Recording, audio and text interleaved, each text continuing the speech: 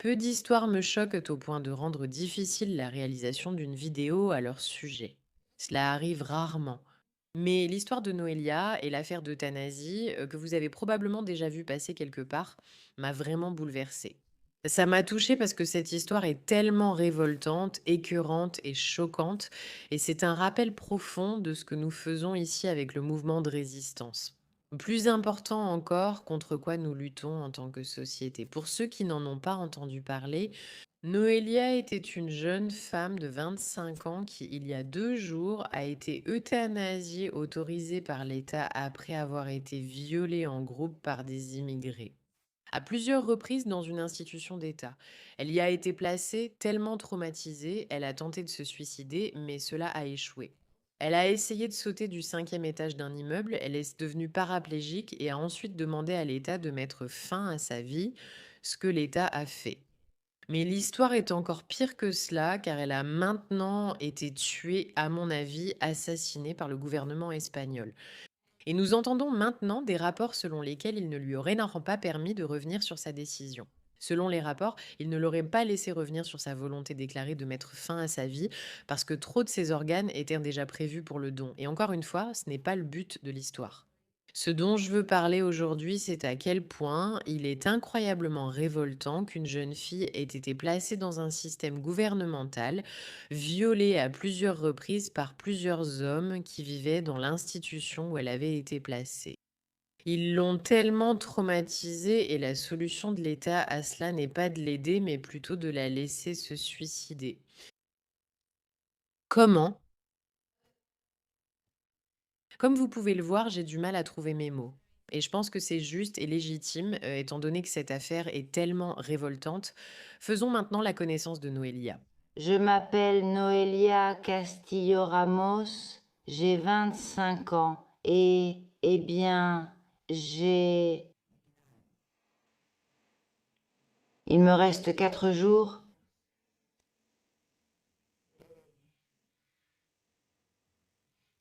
En gros, parce que le 26, l'euthanasie est déjà prévue. As-tu déjà douté? Allez, j'arrête tout le processus.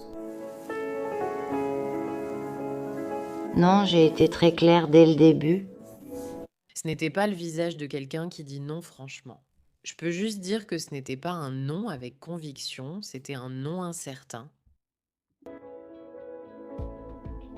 C'est accablant. C'est accablant. Noélia, aujourd'hui, elle cède à ce programme son seul et unique.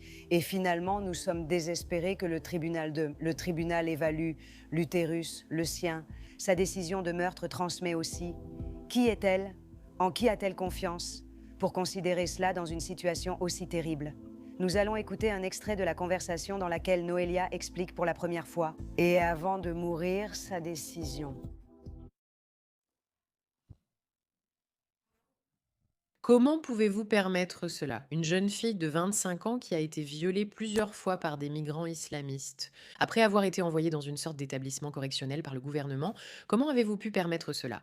Maintenant, d'après ce que je comprends, les tribunaux l'ont bloqué, puis ils ont changé de position, et ensuite les tribunaux l'ont autorisé. C'est un meurtre. Une jeune femme de 25 ans exécutée pour avoir été violée, c'est ça l'histoire, et je ne pense pas que ce soit une exagération. Elle a été violée, tellement traumatisée qu'elle a mis fin à ses jours ou a essayé de le faire. Elle s'est ensuite fait tellement de mal qu'elle n'a plus aucune envie de vivre et la réponse du gouvernement à cela, c'est d'accord, on va t'aider. Le problème ici, encore une fois, c'est qu'elle a même été envoyée dans un établissement pour vivre avec des immigrés islamistes qui l'ont violée à plusieurs reprises. Voyons quelques informations sur cette histoire, d'accord? Parce que je pense que c'est important et c'est sombre. Ce n'est pas je ne suis pas contente de faire cette vidéo. Je ne suis pas de bonne humeur. Je suis profondément bouleversée par cela parce que l'Espagne vient d'exécuter une jeune femme de 25 ans et je ne vois aucune explication à comment cela a pu arriver. Je ne vois en rien comment cela pourrait être une chose positive ou légitime. La santé mentale est désormais un motif de meurtre. Cette personne est tellement traumatisée qu'elle peut être tuée par le gouvernement. Mais enfin, je suis désolée. Où est la responsabilité? Où est celle du gouvernement qui a laissé une fille en vivre ça? Lisons encore les informations. Une jeune femme espagnole sera euthanasiée aujourd'hui après avoir été victime d'un viol collectif commis par des migrants illégaux alors qu'elle était sous la garde de l'État. En 2022, l'adolescente Noelia Castillo Ramos a été placée dans une institution publique en raison de difficultés familiales et hébergée dans un foyer géré par l'État avec des mineurs migrants nord-africains où elle a été violée par eux. Le traumatisme a fini par la briser, d'après ce que je comprends. Oh mon Dieu, une bombe vient de tomber devant chez moi.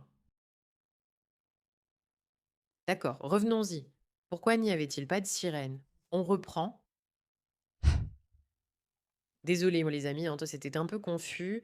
Elle, en fait, était violée plusieurs fois par des groupes d'hommes. D'accord, donc ce n'était pas un seul migrant qui l'a violée, ce qui serait déjà assez grave. Ils se sont regroupés en trouvant cela amusant, répétant leurs actes. Ce traumatisme a brisé Noélia, qui a tenté de se suicider quelques mois plus tard en sautant du 5e étage. Elle a survécu, mais la chute l'a laissée paraplégique. Les violeurs n'ont jamais été arrêtés et restent en liberté. Au lieu de rendre justice ou d'offrir un soutien adéquat à long terme, les autorités ont proposé le suicide assisté comme solution.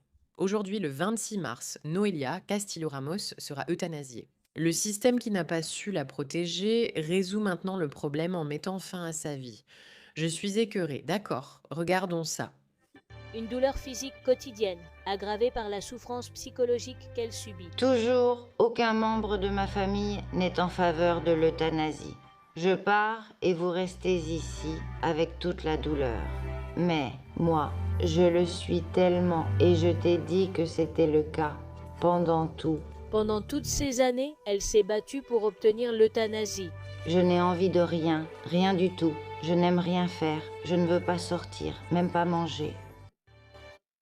D'accord, voici ce que je ressens à propos de l'euthanasie. Si tu te bats pour l'euthanasie depuis 2 ans, c'est un appel à l'aide.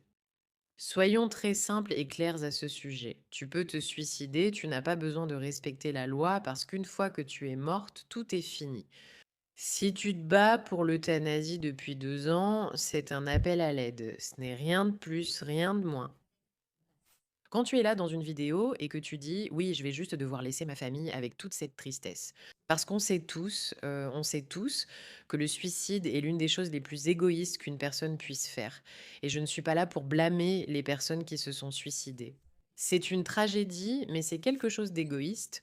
Parce qu'au final, chaque être humain a la capacité et la possibilité de se reconstruire dans sa vie, chaque être humain.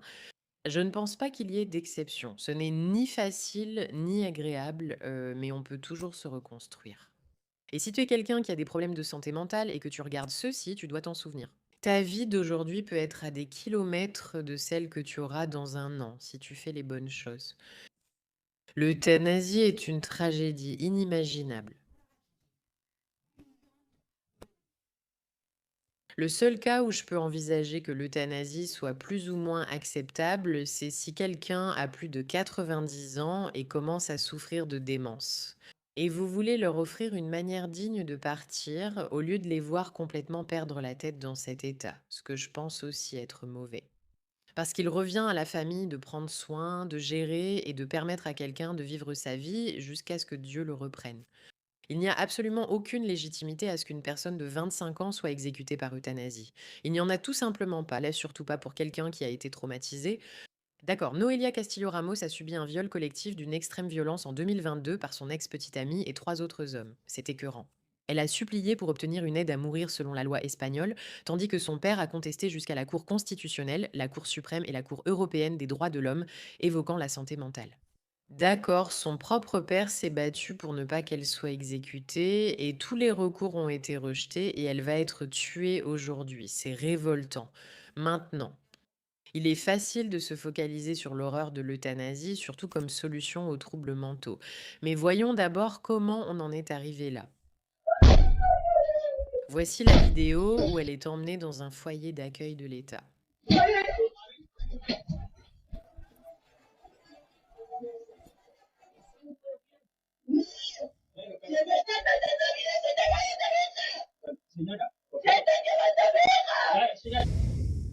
Sa grand-mère et sa mère ont supplié qu'elle reste chez elle malgré les nombreux problèmes familiaux. Parce que les foyers d'État seront toujours pires, car le gouvernement ne se soucie pas de toi en tant qu'individu, ni de cette pauvre mère. Regardez cette vidéo. Un email avec un tatouage. Elle a dit « Je suis blablabla, je sais qu'il est très tard ». Mais il y en a certains, d'argent ou de soutien, des gens qui ne peuvent pas déranger, et à leur famille pour proposer à reporter leur décision. C'est-à-dire avec un candidat de dîner et très unificateur. Commencer à un costume, la vie petit à petit. Ce poste offre tout ce qui est en mon pouvoir pour recevoir la jeunesse psychologique qui nécessite. Importer le coût en tenant compte. Dis-lui que, reine, un appartement, la grandeur et 2 entraîneurs et aussi ceci. À lui payer un loyer à Barcelone, déjà, pour sa mère. Et il y a des cas psychologiques et 60 cas de nombreux thérapeutes pour les petits. Ce sont mes derniers mots. Si tu me regardes, c'est au cas où tu le voudrais. Très émouvant, Yolanda, vraiment. Écoute-moi. Noélia, pourquoi tu me regardes? C'est au cas où. Parce que qu'est-ce que je peux faire de plus pour toi pour que ça vienne de toi, d'accord? Oui, de toi. Toi? Quoi? Non. Tu refuses cette euthanasie? Mais si, de toi et tu perds. Je suis ici avec toi. Je vais, quoi? Être là, m'excuser. Je serai aussi là pour les mauvais moments. Cela, je fais référence aux paroles dessous. Si tu trouves l'histoire mauvaise, d'accord, c'est mal qu'elle t'ait été enlevée à sa mère et à sa grand-mère. Je ne connais pas les circonstances. Mais placée dans un foyer de l'aide sociale, où elle a ensuite été violée par des migrants qui vivaient dans ce foyer. Elle tente de se suicider, mais plutôt qu'un soutien psychologique, on l'oriente vers l'euthanasie. Pendant 2 ans, elle et son père luttent. Les tribunaux autorisent de son suicide, mais l'hôpital bloque la procédure. Écoutez ça, d'accord, cette vidéo, je veux dire ceci. Écoutez, référal palorassum. Quand nous avons gagné les premières mesures conservatoires, ce qu'ils disent, c'est « tu ne peux pas faire ça », parce que tous tes organes étaient déjà attribués à ce moment-là. Tu as entendu? Tu as compris ce que cette femme a dit? Nous n'avons pas gagné les premières mesures conservatoires. Ce qu'ils disent, c'est « tu ne peux pas faire ça », parce que tous tes organes étaient déjà attribués. Ils nous disent bon, qu'elle ne peut pas annuler son euthanasie parce que ses organes ont déjà été attribués. Donc, ce que nous n'avons pas obtenu, c'est ce qu'ils disent, c'est pas d'organes compromis. L'hôpital dit à sa mère, nous ne pouvons pas annuler l'euthanasie car nous savons déjà où iront ces organes, qui ont déjà rapporté des millions à l'hôpital. Si vous faites des recherches sur combien l'Espagne peut facturer pour le transfert d'organes, c'est écœurant. Bien sûr que nous défendons le don d'organes. Vous savez quoi, vous n'avez pas besoin de faire des recherches, laissez-moi vous le montrer. D'accord, regardons ça un instant. Ah, je suis tellement bouleversée par cette histoire. Je suis vraiment bouleversée par cette histoire, comme vous pouvez probablement le voir, d'accord? Son cœur vaudra environ 2 millions de dollars pour l'hôpital, ses intestins environ 1,7 million de dollars, son rein 400 000. Son foie 1 million, ses poumons 2,5 millions, son pancréas 600 000. 8 millions de dollars, 8 millions de dollars. Ils se font de l'argent sur son dos, sur son dos. Ils expliquent quant à la mère qu'ils ne peuvent pas annuler l'euthanasie car les organes ont déjà été attribués pour sauver d'autres personnes. Quel scandale, quelle tragédie, quelle décision répugnante, répugnante de l'Espagne de ne pas traiter le problème des immigrés.